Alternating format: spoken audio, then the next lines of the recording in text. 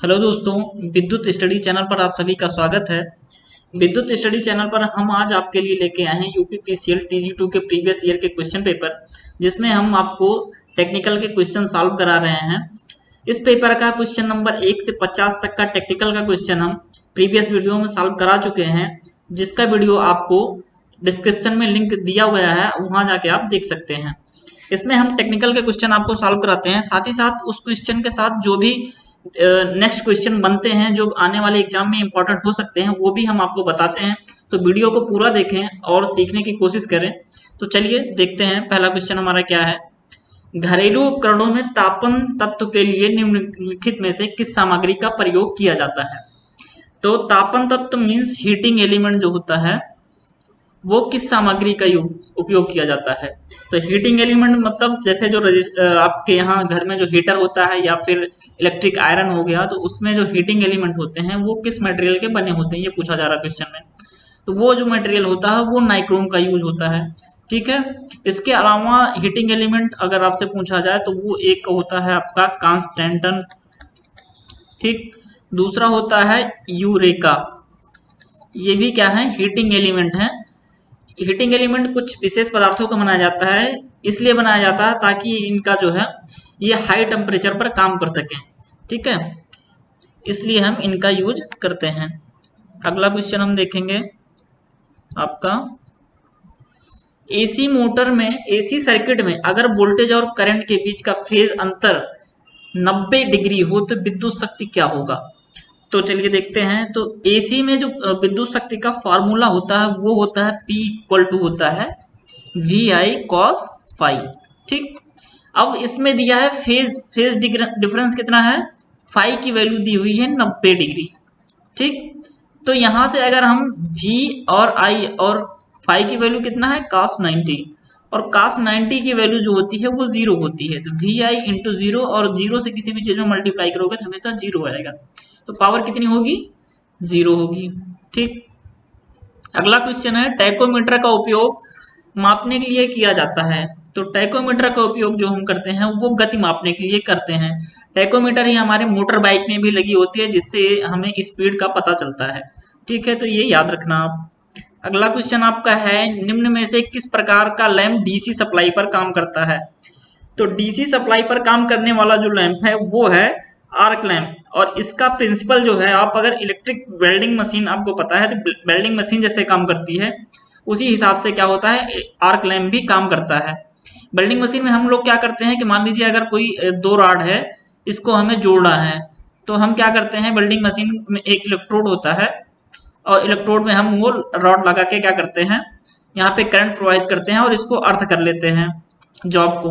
तो क्या होता है इसमें, जब इसको पहले इनिशियली क्या करते हैं, यहाँ पे हम टच कराते हैं, तो फिर क्या होता है स्पार्क होता है, उसके बाद हम उसको थोड़ा सा ऊपर उठा लेते हैं, फिर इसके बीच में क्या होता है एक कंडक्टिव पाथ बन जाता है, और वो मेटल क्या है हाई टेम्परेचर के कारण पिघल के यहाँ पे वेल्ड हो जाता है। ठीक है, सिमिलरली क्या करते हैं हम आर्क लैंप पे वही चीज यूज करते हैं। तो आर्क लैंप में क्या होता है कि दो इलेक्ट्रोड होता है हमारा। ठीक,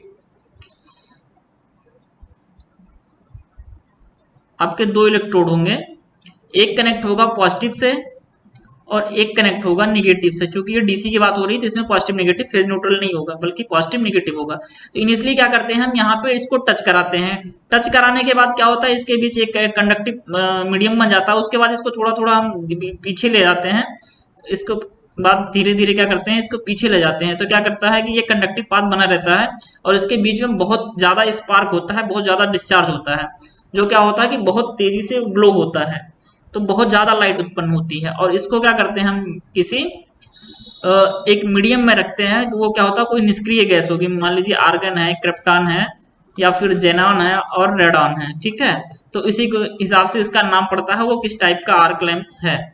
इनका उपयोग कहाँ होता है, इसका उपयोग जो होता है वो सिनेमा प्रोजेक्टर में होता है, जहां बहुत ज्यादा लाइट की आवश्यकता होती है हमें, वहां हम इसका यूज करते हैं। तो सिनेमा प्रोजेक्टर में हमें बहुत ज्यादा लाइट की आवश्यकता होती है, इसलिए उसका यूज हम आर्क लैंप का वहां पे करते हैं। अगला क्वेश्चन आपका है, बीएच वक्र में बी का प्रतिनिधित्व करता है। बीएच वक्र क्या है, तो बीएच वक्र का हम कुछ इस तरीके से बनाते हैं। आपको अगर ऐसे बनता है। और बीएच वक्र आपको पता है कि एक होता है मैग्नेटिक हिस्टैरिसीस, जब इस वक्र को हम पीछे ले जाते हैं तो फिर ये जीरो पे ना जाके यहाँ से कुछ जाता है, फिर कुछ इस टाइप से बनता है। ठीक है, तो बीएच ये होता है आपका बी, और ये होता है क्या है एच। तो बीएच क्या होता है, बी जो है चुंबकीय फ्लक्स घनत्व बताता है, और एच क्या बताता है, चुंबकीय क्षेत्र की तीव्रता। ठीक, लेकिन अभी आप यहाँ देखोगे इसमें दिया हुआ है चुंबकीय क्षेत्र, ये आंसर थोड़ा सा गलत है। जबकि क्या होगा, चुंबकीय फ्लक्स घनत्व, ये आंसर होना चाहिए, चुंबकीय फ्लक्स घनत्व। आप किसी भी बुक में पढ़ेंगे तो वो दिया होता है, बी जो होता है मैग्नेटिक फ्लक्स डेंसिटी बोलता है, मैग्नेटिक फ्लक्स डेंसिटी बी को बोलते हैं।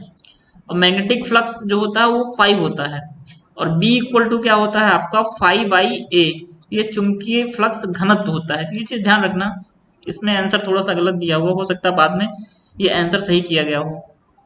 ठीक है, डीसी जनरेटर में कम्यूटेटर का क्या कार्य है? तो डीसी जनरेटर में कम्यूटेटर का जो कार्य होता है वो एसी वोल्टेज को क्या होता है, डीसी वोल्टेज में बदलना होता है। एक चीज आप ध्यान रखिए कि किसी भी जनरेटर में जो ईएमएफ इंड्यूस्ड होगा तो वो क्या होगा, हमेशा एसी फॉर्म में होगा। ठीक, अब एसी फॉर्म में होगा, क्योंकि हमें डीसी जनरेटर बनाना है, तो डीसी जनरेटर बनाने के लिए कोई ना कोई चीज यूज करेंगे ताकि जो एसी जनरेट हो रही है वो डीसी में कन्वर्ट हो जाए।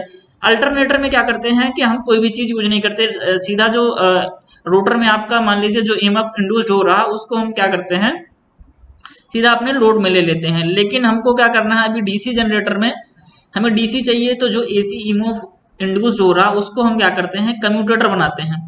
तो कम्यूटेटर क्या होता है कि छोटे छोटे स्लॉट्स में ऐसे बटा होता है, कॉपर का बना होता है, और इसके कॉपर के बीच में क्या करते हैं, यहाँ पे इंसुलेटर लगाते हैं, माइका इंसुलेटर, अब्रक का इंसुलेटर होता है, उसको बीच बीच में यहाँ पे लगाते हैं।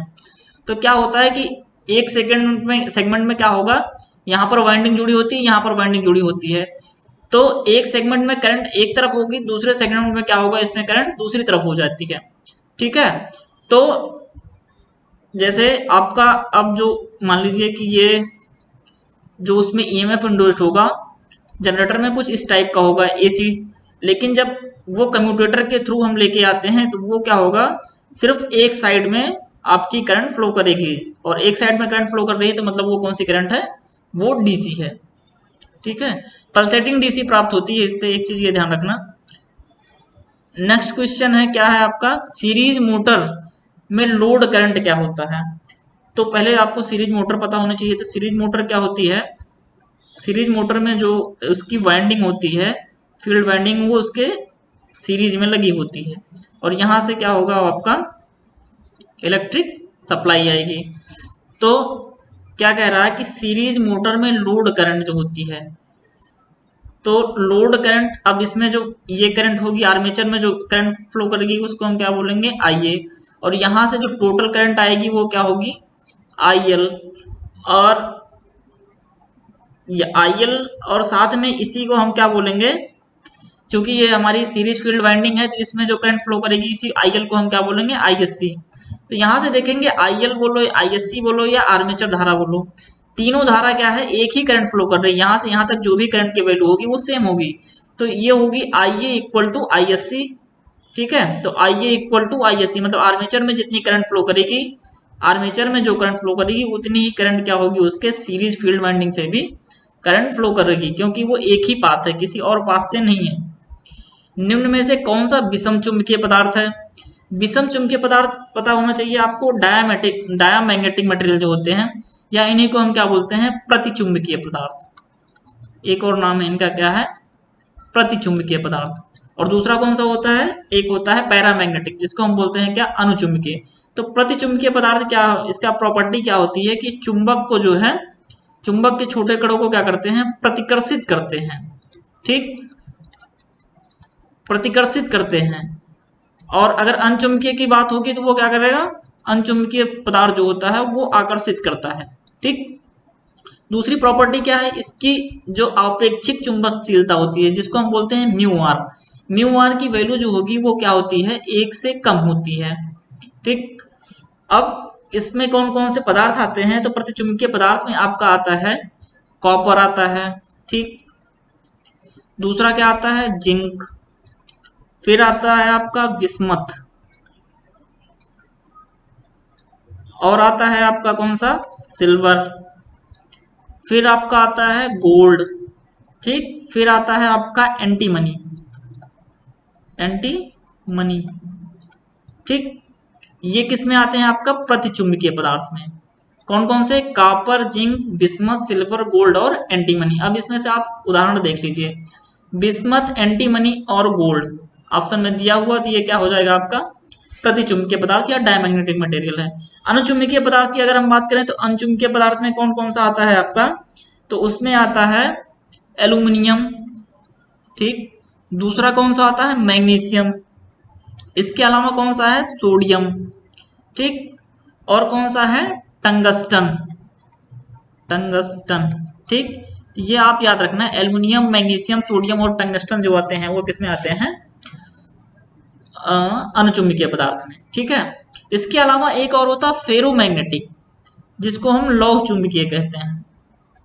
तो लौह चुंबकीय पदार्थ क्या होते हैं, इनका जो म्यू आर होता है, आपेक्षिक चुंबकशीलता, ये क्या होता है, एक से बहुत ज्यादा होता है, यानी कि ये लगभग 5000 तक भी हो सकता है इसकी आपेक्षिक चुंबकशीलता। तो इसमें कौन कौन से आते हैं आपका, आयरन, निकल और कोबाल्ट। दोस्तों देखिए, इस क्वेश्चन के साथ हम आपको कम से कम ये 10 क्वेश्चन और साथ में सॉल्व करा रहे हैं, तो आपको ये चीजें भी ध्यान में रखनी है, याद रखना है, ताकि क्या है कि नेक्स्ट अगर मान लीजिए आपके अगले एग्जाम में ये क्वेश्चन आ सकते हैं। मान लीजिए अभी इस एग्जाम में क्या हुआ, आपका डायमैग्नेटिक से पूछा गया है, लेकिन अगले एग्जाम में क्या हो सकता है, सेम क्वेश्चन तो आएगा नहीं, तो हो सकता है पैरामैग्नेटिक से पूछ लिया जाए या फेरोमैग्नेटिक से पूछ लिया जाए। तो ये चीजें भी आपको याद रखनी है, ठीक है। चलिए अगला क्वेश्चन देखते हैं। एक 1200 मीटर तार में 60 ओम का प्रतिरोध है, 240 मीटर तार के प्रतिरोध की गणना करें। तो कुछ नहीं करना है, इसमें क्या कह रहा है कि 1200 मीटर जो तार है हमारा, उसका जो प्रतिरोध है वो कितना है, 60 ओम। तो 1 मीटर का तार अगर होगा तो उसका प्रतिरोध कितना होगा, 60 बटे 1200, ठीक। फिर क्या कह रहा है कि 240 मीटर के जो है अगर तार हो तो उसका प्रतिरोध कितना होगा, तो 60 बटे 1200 और इंटू 240, ठीक। इसको आप मल्टीप्लाई और डिवाइड करोगे तो 6 दूना 12, 20 और ये हो गया 12, ठीक।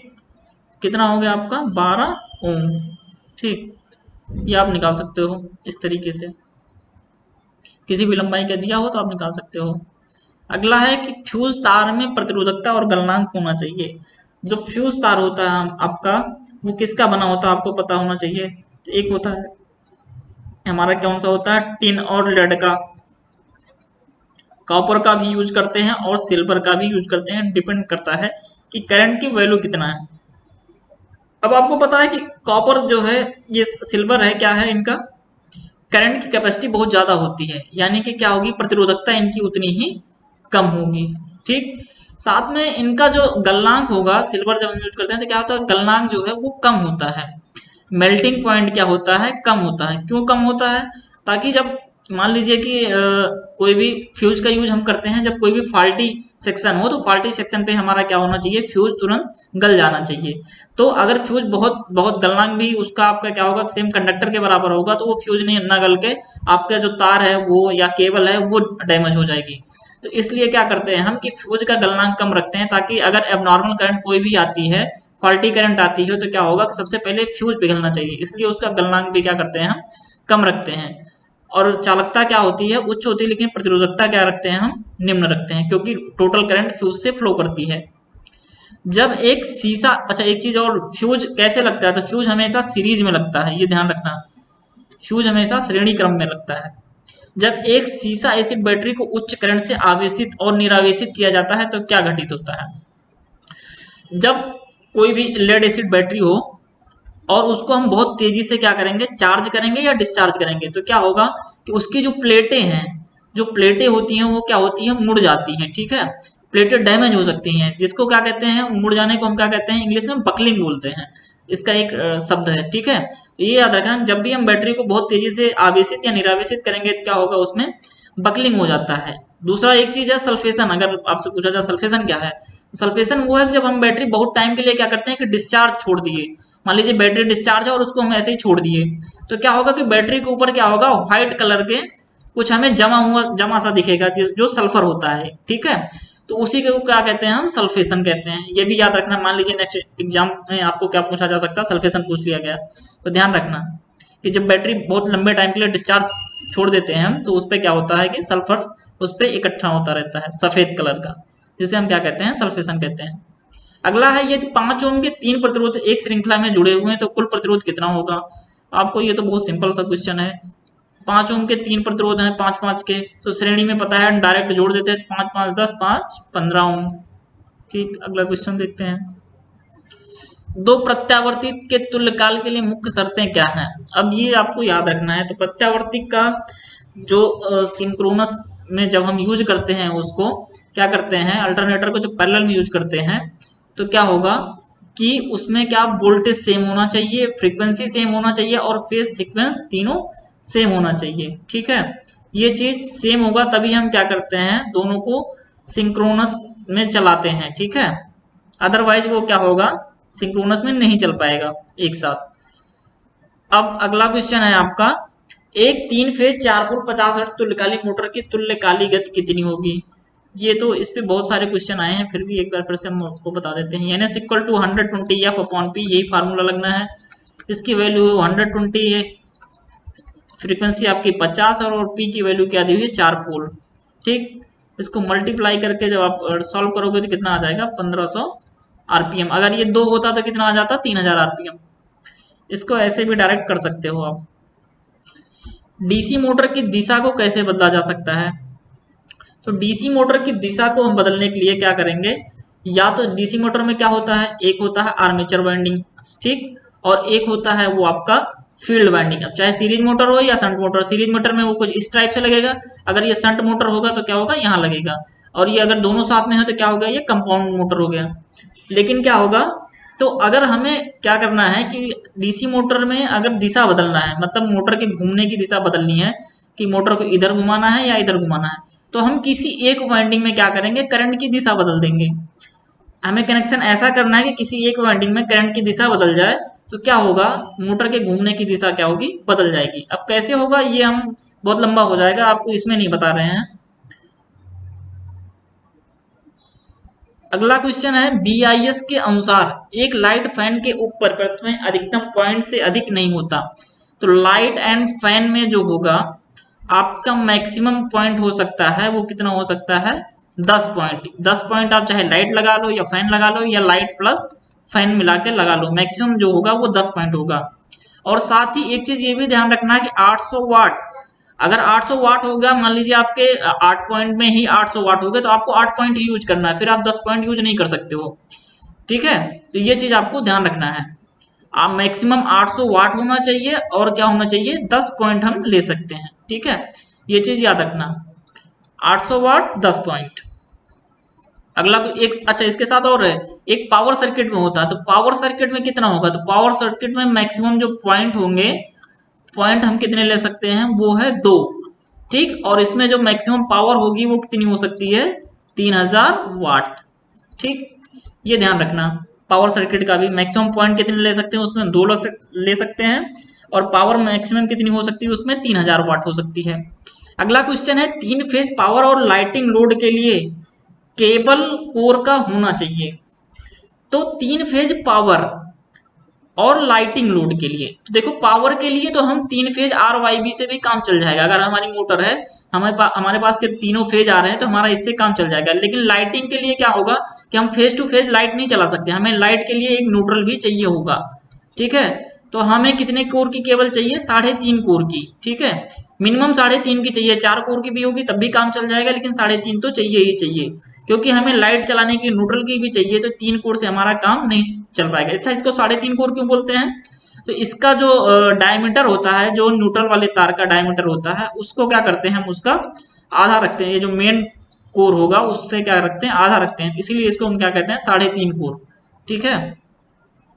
अगला क्वेश्चन आइए देखते हैं,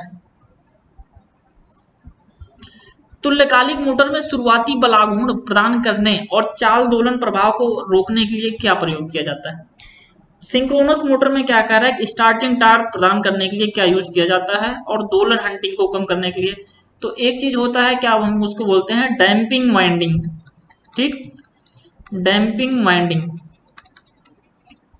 डैम्पिंग वाइंडिंग क्या होता है कि हम जो हमारी जो आर्मेचर होती है, ठीक है, इसमें बहुत सारे स्लॉट होते हैं, तो इसमें क्या करते हैं, यहाँ पे बीच में कुछ वाइंडिंग और डालते हैं, ठीक है, जिसको हम क्या बोलते हैं डैम्पिंग वाइंडिंग। तो इसका काम क्या होता है कि स्टार्टिंग में इसको शार्ट रखते हैं, ये वाली वाइंडिंग शार्ट रखते हैं। तो स्टार्टिंग में क्या काम करता है, ये काम करता है as a induction motor, induction motor के तरीके से काम करता है। तो हमें पता है कि इंडक्शन मोटर जो है वो सेल्फ स्टार्ट है, उसको किसी चीज से घुमाने की जरूरत नहीं है, वो ऑटोमेटिक स्टार्ट हो जाएगी। तो क्या होता है कि सिंक्रोनस मोटर को स्टार्टिंग में डैम्पिंग वाइंडिंग देते हैं, तो इनिशियली क्या होता है, वो इंडक्शन मोटर की तरीके से कार्य करता है, और वो क्या होता है कि मोटर स्टार्ट हो जाती है। जब वो स्टार्ट हो जाती है तो क्या होता है, ये अपने आप से निष्क्रिय हो जाता है। फिर क्या होता है, हमारा सिंक्रोनस मोटर जो है काम में आ जाता है, फिर सिंक्रोनस मोटर की तरीके से ये आपका मोटर चलने लगता है। साथ ही क्या है फेज हंटिंग, क्या है फेज हंटिंग, जैसे हम सिंक्रोनस मोटर पे अचानक से जब लोड देते हैं, फेज हंटिंग में होता क्या है कि जब हम लोड देंगे तो मोटर की स्पीड क्या होगी, अचानक से कम होगी। और हमें पता है कि सिंक्रोनस मोटर हमेशा सिंक्रोनस स्पीड पर चलेगा।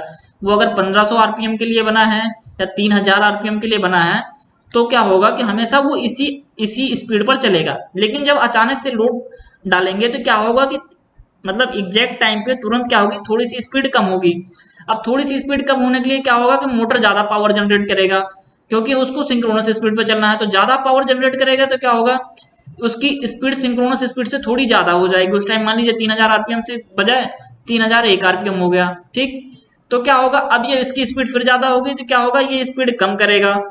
तो ये क्या करता है कि कुछ स्पीड इस टाइप से इसकी गति करने लगती है, मतलब कम होगी ज्यादा होगी। तो इसी को क्या कहते हैं, फेज हंटिंग, या दोलन में जो होती है हंटिंग होती है, ठीक है, इसी को हंटिंग बोलते हैं। अगला क्वेश्चन क्या है, तो इसी को खत्म करने के लिए हम क्या करते हैं, डैम्पिंग वाइंडिंग का यूज करते हैं। और साथ ही साथ क्या करते हैं, वो सिंक्रोनस मोटर को सेल्फ स्टार्ट बनाने के लिए भी हम डैम्पिंग वाइंडिंग का यूज करते हैं। तो याद रखना डैम्पिंग वाइंडिंग के दो काम हैं। अगला क्वेश्चन क्या है आपका कि बीआईएस के अनुसार फर्श से स्विच बोर्ड की ऊंचाई कितनी होगी। अच्छा, ये एक थोड़ा सा वैसा क्वेश्चन है जो अलग अलग बुक में आपको अलग मिलेगा, तो मैं बता दे रहा हूँ। क्योंकि इस ऑप्शन में जो होता है स्विच बोर्ड की हाइट जो होती है वो होती है 1.25 मीटर, ठीक, ग्राउंड से 1.25 मीटर ऊंचा होता है स्विच बोर्ड की। और डिस्ट्रीब्यूशन बोर्ड की बात करें तो क्या होगा, 1.5 मीटर, ठीक। ये है जनरली कहीं कहीं पे, लेकिन क्या है कि स्विच बोर्ड का भी 1.5 मीटर ही दिया हुआ है। तो चूंकि अब इस ऑप्शन में देखोगे स्विच बोर्ड की ऊंचाई क्या है, 1.25 दिया ही नहीं, तो आप 1.5 मीटर पे टिक करेंगे।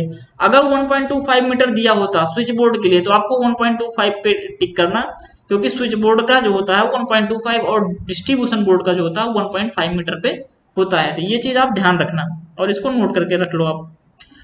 अगला है इलेक्ट्रिक रेलवे इंजन में प्रयोग की जाने वाली यूनिवर्सल मोटर की पावर कितनी होती है, तो वो कितनी होती है आपकी 2200 एचपी। अच्छा, यूनिवर्सल मोटर क्या होता है, यूनिवर्सल मोटर वो होता है जो क्या होगा आपका डीसी पे या फिर एसी पे दोनों पे काम कर सकता है। तो उसी को हम क्या बोलते हैं, यूनिवर्सल मोटर। यूनिवर्सल मतलब सब पे चल जाएगा, ठीक है।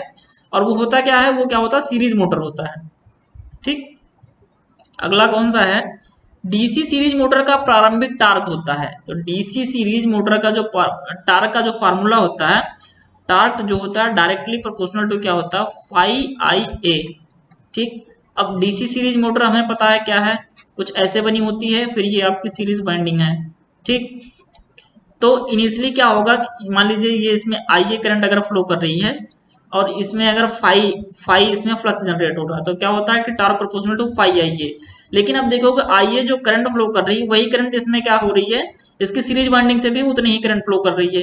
तो क्या होगा कि इनिशियली क्या होगा कि जितना आईए करंट फ्लो कर रही है, तो ये इस पे भी क्या डिपेंड करेगा, इतनी करंट पे। तो क्या होगा, फाई जो होगा वो आईए पे डिपेंड करेगा, और साथ में क्या होगा आईए भी है, तो ये क्या हो गया आई स्क्वायर ए। यानी कि अगर आर्मेचर करंट इनिशियली 2 एम्पियर है, तो टार्क की वैल्यू कितनी हो जाएगी, 2 का स्क्वायर करोगे तो कितनी हो जाएगी, 4 गुना हो जाएगी। या फिर 3 है तो कितना हो जाएगा, 9 गुना हो जाएगी, ठीक है। तो यानी कि स्टार्टिंग में क्या होगा कि सीरीज मोटर का जो टार्क होगा वो बहुत ज्यादा होता है, ठीक है। इसीलिए सीरीज मोटर को कभी नो लोड पे स्टार्ट नहीं करते हैं, हमेशा उसको लोड पे स्टार्ट करते हैं, नहीं तो वो मोटर डैमेज हो जाएगी। अगला क्या है, पावर फैक्टर है। पावर फैक्टर क्या पता है आपको, पावर फैक्टर पता ही है सबको, फार्मूला क्या होता है, P इक्वल टू होता है VI cos पाई। ठीक है, इसमें पावर फैक्टर क्या होता है, cos पाई, cos पाई को हम पावर फैक्टर बोलते हैं। तो cos पाई को अगर यहां से ले आओगे तो ये हो जाएगा P अपॉन VI। अब P को क्या बोलते हैं, एक्टिव पावर या फिर यथार्थ शक्ति हिंदी में बोले तो। और VI क्या होती है, ये हो जाती है apparent power. Apparent power means क्या होती है, आभासी शक्ति। ठीक, एक्टिव पावर और बटे आभासी शक्ति को क्या बोलते हैं हम, पावर फैक्टर। ठीक है, जो वास्तविक शक्ति है और आभासी शक्ति का जो अनुपात होगा उसी को हम क्या कहते हैं, पावर फैक्टर कहते हैं। तो ये है आपका यथार्थ शक्ति और डिवाइडेड बाई सापेक्ष शक्ति।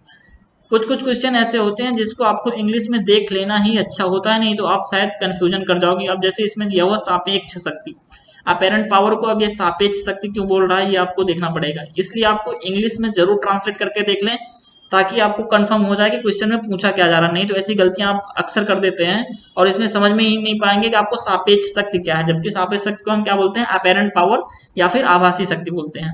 ठीक है, ये चीज हमेशा आप ध्यान रखें, एग्जाम जब भी आप एग्जाम हॉल में जाएं तो ये जरूर ध्यान रखें। निम्न में से किस मोटर को कम लागत के रखरखाव की आवश्यकता होती है। इंडक्शन मोटर सबको पता है, हर जगह इंडक्शन मोटर यूज होता है, कहीं डीसी मोटर तो यूज नहीं कर रहे हैं। क्यों, क्योंकि रफ और टफ होता है, एक बार लगा दिया तो ज्यादा देखभाल की आवश्यकता नहीं है, आपको बस लगा के चलाना है। ठीक है, तो इंडक्शन मोटर जो है हम हर जगह लगभग यूज करते हैं। अगर सीरीज डीसी मोटर होगा तो क्या होगा, उसमें बहुत ज्यादा देख रेख की आवश्यकता होगी, क्योंकि उसमें जो कार्बन ब्रश वगैरह होते हैं वो डैमेज होते रहते हैं। अगला क्वेश्चन है आपका, पीवीसी कंडक्ट नली की वायरिंग के मामले में पीवीसी कंडक्ट नली की न्यूनतम मोटाई क्या होगी।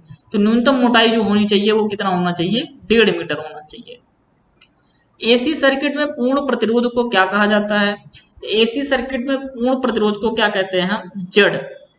ठीक है, और जेड का जो फार्मूला होता है, अगर under root R square plus Z equal to under root R square plus XL difference XC square, ये फार्मूला होता है। डिफरेंस का मतलब क्या है, एक्सएल बड़ा है तो एक्सएल माइनस एक्सी लिखेंगे, या फिर एक्सी बड़ा है तो एक्सी माइनस एक्सएल लिखेंगे। इसलिए इसको कुछ इस तरीके से लिखते हैं, Z equal to under root R square plus XL minus XC का स्क्वायर। ठीक है, और इसी को क्या बोलते हैं, जेड या फिर इम्पीडेंस। ठीक है, तो टोटल जो सर्किट का क्या होता है, प्रतिरोध होता है, उसी को हम क्या बोलते हैं, इम्पीडेंस। इसका भी मात्रक क्या होता है, ओम ही होता है इम्पीडेंस। इसको एक्सएल को क्या बोलते हैं, इंडक्टिव रिएक्टेंस, और एक्सी को क्या बोलते हैं, कैपेसिटिव रिएक्टेंस, धारतीय प्रतिघात और क्या, प्रेरणिक प्रतिघात। ठीक है, ओम के नियम के अनुसार वोल्टेज किसके बराबर होता है, तो V equal to I R. ये तो सबको पता है, बहुत जनरल सा फार्मूला है, इलेक्ट्रिसिटी में V equal to I R तो पता ही होना चाहिए। CFL का पूर्ण रूप क्या है, कॉम्पैक्ट फ्लोरेसेंट लैंप, याद कर लो अगर आपको नहीं पता है तो। अगला क्वेश्चन है, SF6 सर्किट ब्रेकर की कार्यशील वोल्टेज होती है। SF6 सर्किट ब्रेकर जो होता है हम हाई वोल्टेज के लिए यूज करते हैं। क्या करते हैं, तो उसको जैसे हमारे जो CV होंगे तो उसमें क्या करते हैं हम SF6 गैस को भर के रखते हैं। तो इसका क्या होता है कि जो ब्रेकडाउन स्ट्रेंथ होता है वो बहुत ज़्यादा होता है, इसलिए हम SF6 गैस का यूज करते हैं। तो ये इसको यूज करते हैं हम 36 kV से 760 kV तक। ये याद रखना, जितना भी हायर वोल्टेज होगा वहाँ पे SF6 गैस का हम यूज करते हैं। तो 760 kV आपको ये ऑप्शन में मिल रहा है, तो यही क्या है, यहाँ तक हम SF6 गैस यूज करते हैं। तो 36 kV से कितना, 760 kV तक। अगला क्वेश्चन है, आमतौर पर DOL स्टार्टर का प्रयोग की 3 फेज के प्रेरण मोटर को चालू करने के लिए किया जाता था। DOL स्टार्टर का प्रयोग जो होगा वो मैक्सिमम जो है वो 5 HP तक के लिए करते हैं। वैसे 5 HP तक के कम के लिए भी हम स्टार डेल्टा यूज करने लगते हैं, लेकिन स्टार डेल्टा अगर आपके पास नहीं है तो 5 HP तक आप क्या कर सकते हो, DOL स्टार्टर यूज कर सकते हो, लेकिन इससे ऊपर आपको स्टार डेल्टा स्टार्टर ही यूज करना पड़ेगा। अगला क्वेश्चन है, जब मोटर गति स्थिर है तो स्लिप क्या होगी। तो स्लिप का सबसे पहले आपको फार्मूला पता होना चाहिए। तो स्लिप का फार्मूला क्या होता है, NS equal to NS minus N upon NS into 100%, ये होता है स्लिप का फार्मूला। ठीक, सॉरी ये एनएस नहीं होगा, ये परसेंटेज स्लिप होगी, ठीक है। Percentage slip NS minus N upon NS into 100% में आएगा, ठीक है। तो एनएस की वैल्यू मान लीजिए, अभी तो इसमें क्वेश्चन में दिया नहीं है, सिर्फ ये बता रहा है कि गति स्थिर है। तो गति स्थिर है, ये एन जो होती है रोटर की गति बताता है, ठीक है। तो गति स्थिर है तो मतलब रोटर स्थिर है, तो एन की वैल्यू क्या होगी, 0 होगी। तो यहाँ अगर हम 0 रखेंगे तो क्या होगा, एनएस माइनस 0, यानी कि एनएस अपॉन एनएस इंटू 100%।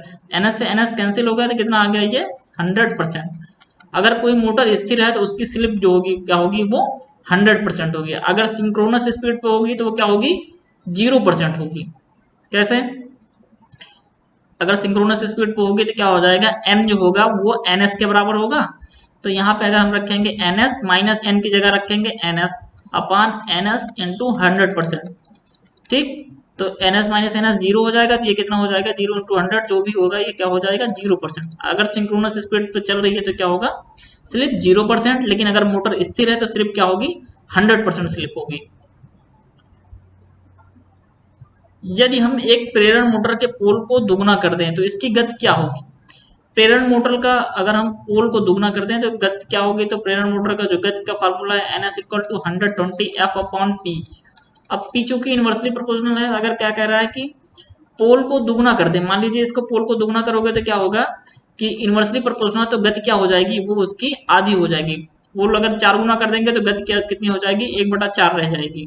लेकिन अगर पोल को आधा कर दें, मान लीजिए पहले 4 पोल था अब 2 पोल कर दिए, तो गति क्या हो जाएगी, उसकी दुगनी हो जाएगी। इसीलिए आप देखते होगे कि 2 पोल है तो आरपीएम कितना आता है, 3000। अगर 4 पोल होता है तो कितना आ जाता है, 1500। पोल जैसे जैसे बढ़ाएंगे वैसी स्पीड क्या होती है, कम होती जाती है। एक पूर्ण लोड वाले ट्रांसफार्मर में तांबे का क्षय 1000 वाट है, आधे लोड पर क्षय की गणना करो। तो तांबे का क्षय, कॉपर लॉसेस जो होती हैं वो क्या होती हैं, प्रोपोर्शनल होती हैं आई स्क्वायर एल इंटू आर, मतलब जितना लोड करंट है उसका स्क्वायर इंटू उसका जो रेजिस्टेंस आ रहा है, ठीक है, आई स्क्वायर आर के प्रोपोर्शनल होती है। अब क्या कह रहा है कि अगर लोड आधा कर दिया तो लोड आधा कर दिया तो मतलब क्या होगी, करंट आधी होगी। तो करंट आधी करोगे तो क्या हो जाएगा, 1/2 I L square R. I L की वैल्यू आधी कर दी तो आई एल बाई 2 रख दिया हमने, ये कितना हो जाएगा, I L square R by 4।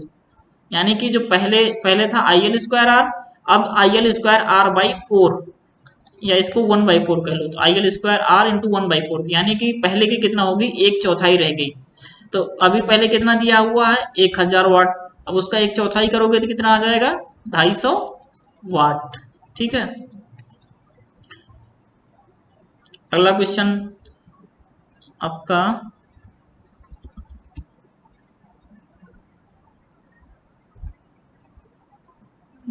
इधर थोड़ा सा नीचे चलिए, देखते हैं कहाँ गया अगला क्वेश्चन। अगला क्वेश्चन है आपका, प्लेट भूयोजन के लिए जीआई भूयोजन प्लेट का मानक आकार आप याद कर लो, 60 इंटू 60 इंटू 6.35 mm, ठीक। अगला क्वेश्चन है, करंट ट्रांसफार्मर एक है। तो करंट ट्रांसफार्मर जिसको हम कभी कभी शॉर्ट में सीटी बोलते हैं, सीटी क्या है, एक स्टेप अप ट्रांसफार्मर या स्टेप डाउन ट्रांसफार्मर है। तो करंट ट्रांसफार्मर से हम क्या करते हैं, हाई करंट को मेजर करने के लिए यूज करते हैं। तो करंट ट्रांसफार्मर क्या होता है, एक सिंपल टाइप का ट्रांसफार्मर ही है, बस उसमें यूज क्या करते हैं हम, हाई करंट को मेजर करने के लिए करंट ट्रांसफार्मर का यूज करते हैं, ठीक। अब हायर करंट के लिए तो क्या होता है कि आपको पता है कि जो पावर होती है ट्रांसफार्मर के दोनों साइड पावर जो होती है वो क्या होती है, कांस्टेंट होती है। P इक्वल टू वी आई जो होता है, यानी कि अगर प्राइमरी साइड में क्या होगा, मान लीजिए V1 I1, और सेकेंडरी साइड में क्या होगा, V2 I2। तो पावर जो होगी वो हमेशा दोनों साइड में बराबर होगी, जितना पावर इधर से जाएगी उतने पावर उधर से जाएगी, थोड़ा बहुत लॉसेस को हम निगलेक्ट कर लेते हैं। तो क्या होगा कि V1 I1 equal to V2 I2 होगा। तो यहां से हम क्या करते हैं, अब देखोगे हमें क्या करना है, करंट ट्रांसफार्मर में हम क्या कह रहे हैं कि हमको सेकेंडरी साइड में हायर करंट चाहिए, प्राइमरी साइड में नहीं, प्राइमरी साइड में हमको बहुत ज्यादा करंट है, पर सेकेंडरी साइड में हम क्या करते हैं कि बहुत कम करंट की वैल्यू लेंगे। एक्चुअली आप देखिए सीटी का यूज करते क्यों हैं, तो मान लीजिए आपको 400 एम्पियर की वैल्यू मेजर करना है, ठीक है, लेकिन आपके पास जो अमीटर है वो कितना है, 5 एम्पियर रेटिंग का है। अब आप इसको कैसे मेजर करेंगे, तो आप ऐसा करो कि एक साइड जो है प्राइमरी साइड पे ज्यादा करंट हो, हम कोई चीज ऐसी यूज करें और सेकेंडरी साइड पे कम करंट आ जाए, तो उसका यूज करके हम इसको मेजर कर लेंगे कि सेकेंडरी साइड जो है वो 5 एम्पियर से ज्यादा ना हो।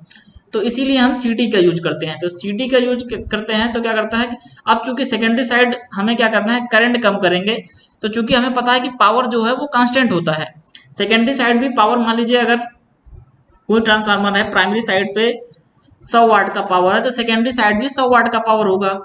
और मान लीजिए प्राइमरी साइड पे वोल्टेज कितना है आपका, प्राइमरी साइड पे वोल्टेज जो है 100 है ये, लेकिन क्या है कि 50 वोल्ट है, ठीक है। तो करंट कितनी होगी यहाँ पे, 50 इंटू 2, ठीक, 50 वोल्टेज है, करंट 2 है। अब सेकेंडरी साइड में हमने इसको ऐसा कर दिया कि करंट जो है, करंट की वैल्यू हमने क्या कर दी, 1 एम्पियर कर ली, तो सेकेंडरी साइड पे वोल्टेज कितना होगा, 100 वोल्ट। यानी कि आप देखोगे इधर वोल्टेज कम है, इधर वोल्टेज ज्यादा हो रही, बस क्या हो गया, करंट कम हो गया। तो वोल्टेज जब ज्यादा होता है तो हम उसको क्या बोलते हैं, step up transformer secondary side पे। तो इसलिए जो सीटी होता है वो क्या होता है, एक स्टेप अप ट्रांसफार्मर होता है। और जो पीटी होता है वो आपका क्या होता है, स्टेप डाउन ट्रांसफार्मर होता है, क्योंकि हमें उसमें वोल्टेज नापना होता है, ठीक है। अगला क्वेश्चन है, आमतौर पर एक फेज वाली प्रेरण मोटर में किस प्रकार की वाइंडिंग का प्रयोग किया जाता है। एक फेज वाली मोटर में किस प्रकार की वाइंडिंग का प्रयोग किया जाता है, तो वो वाइंडिंग कौन सी होती है, वो कंसेंट्रिक टाइप की होती है, संकेंद्रीय टाइप की। एक ब्रिटिश अश्वशक्ति के बराबर होता है, एक ब्रिटिश अश्वशक्ति जिसको एचपी बोलते हैं, वो किसके बराबर होता है, वो 746 वाट के बराबर होता है। लेकिन अगर हम क्या कहेंगे कि metric horse power, metric horse power कितना होता है, वो होता है आपका 735.5, या एमके सिस्टम में कितना होता है इसकी वैल्यू 735.5। लेकिन एक ब्रिटिश अश्वशक्ति जो बराबर होता है वो 746 वाट के बराबर होता है। ये ध्यान रखना, क्वेश्चन सॉल्व करते हुए भी कभी कभी इसमें दिक्कत होती है, लोग 746 की जगह कभी 735.5 लिख लेते हैं, तो ये चीज ध्यान रखना। सीढ़ी की तारों में सर्किट में इस्तेमाल किए जाने वाले दो तरफा स्विचों की न्यूनतम संख्या है, तो वो कितना होता है, न्यूनतम संख्या वो होती है 2। सीढ़ी के तारों का मतलब क्या है, staircase winding. Staircase winding कुछ इसमें दो टू वे स्विच लगते हैं, ठीक है। इसका मैं आपको बता दे रहा हूँ कि कनेक्शन कुछ इस टाइप से होता है। मान लीजिए यहाँ पे आपका बल्ब लगा है, ये हो गया आपका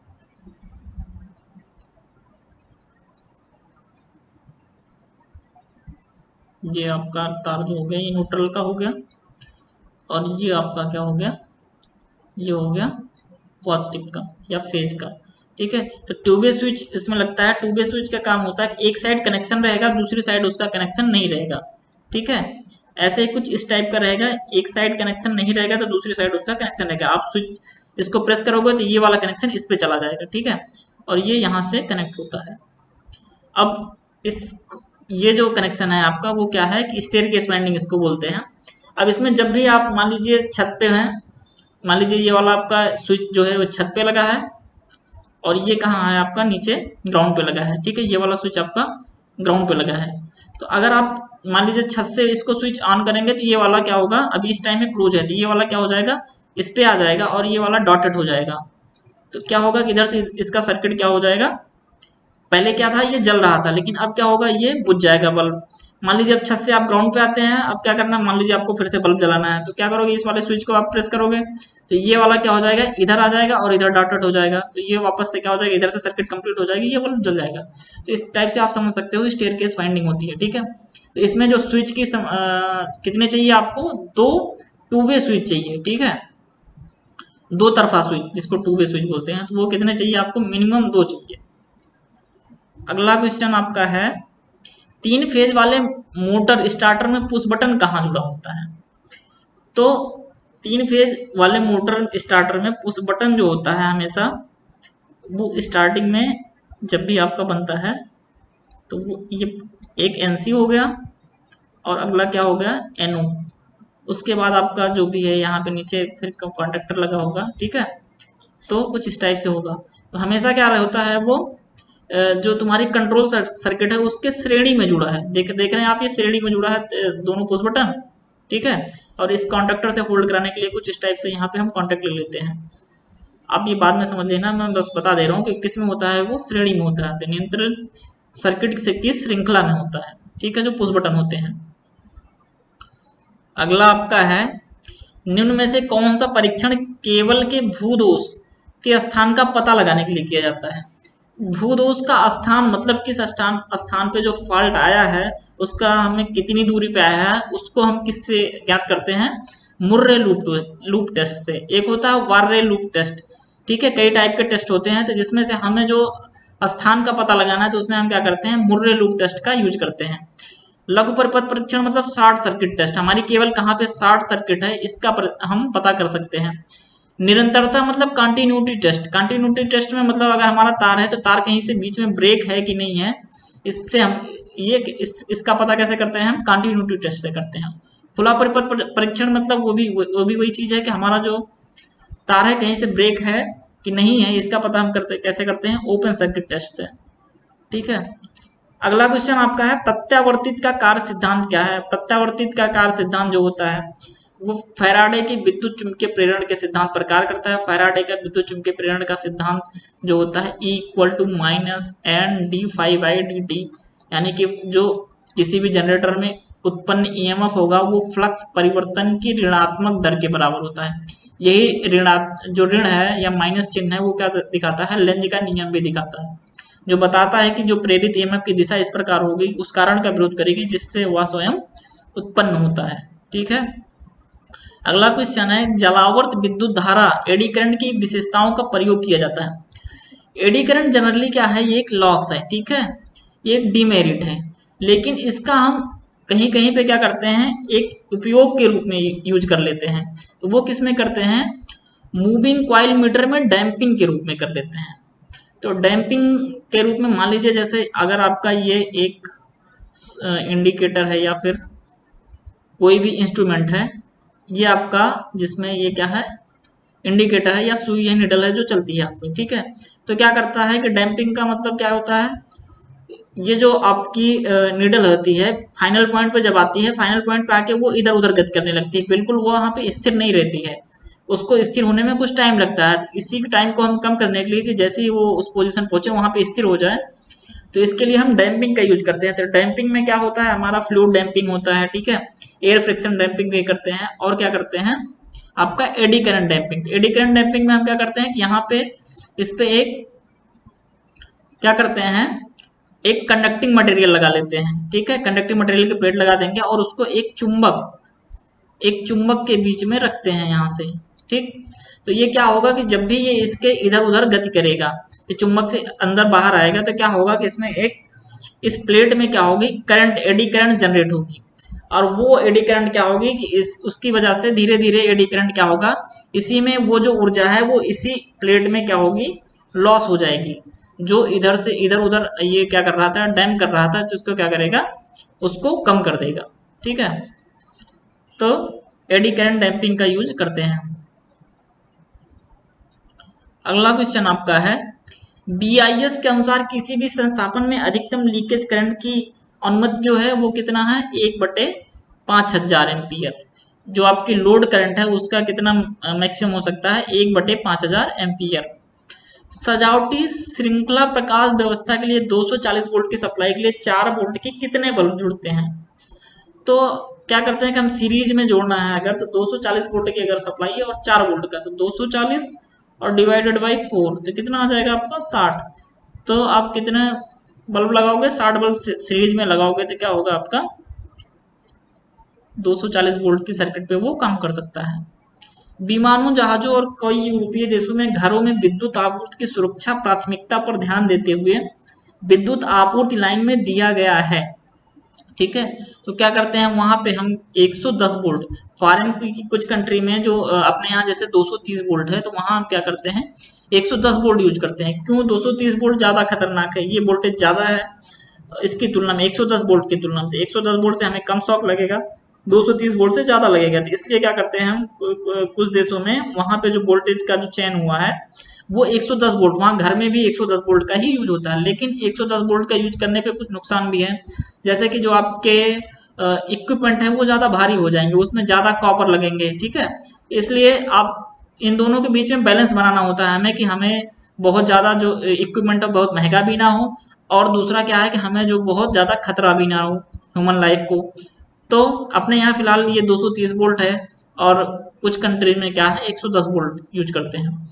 और इसके अलावा क्या करते हैं कि जहाज़ों वगैरह में या यूरोपीय देशों में क्या करते हैं 110 वोल्ट लिया गया है। जहाज़ों में क्या है कि मान लीजिए उसमें आग वाग लगने की भी संभावना ज़्यादा रहती है, या फिर लोगों को सेफ्टी ज़्यादा देखते हैं, तो इसलिए वहाँ पे हम क्या करते हैं 110 वोल्ट का यूज करते हैं। अगला क्वेश्चन क्या है, आमतौर पर डीजल विद्युत उत्पादन संयंत्र की क्षमता कितनी होती है? तो वो कितनी होती है 0.5 केवीए से 110 केवीए तक। इसको बहुत ज़्यादा बड़ा नहीं बना सकते हम डीजल विद्युत उत्पादन संयंत्र को। क्यों? क्योंकि उसमें जो है बहुत ज़्यादा एक तो हीट जनरेट होती है, तो वो हीट जनरेट करना ही बहुत मुश्किल का काम हो जाता है। अगला क्वेश्चन आपका है कि प्रत्यावर्तित अल्टरनेटर की रेटिंग होती है।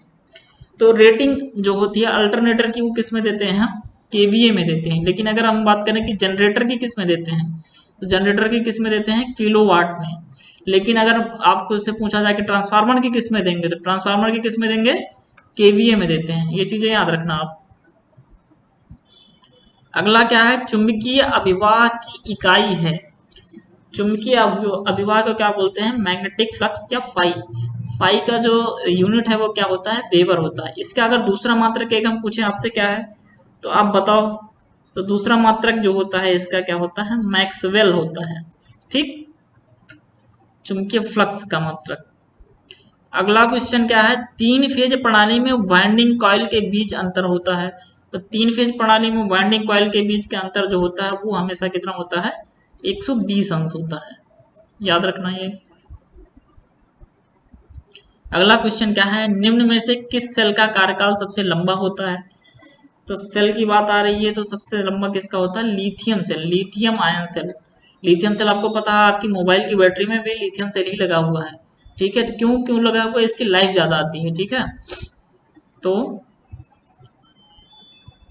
अगला क्वेश्चन आपका है, वायरिंग प्रणाली में सबसे सस्ता और आसान तरीका है।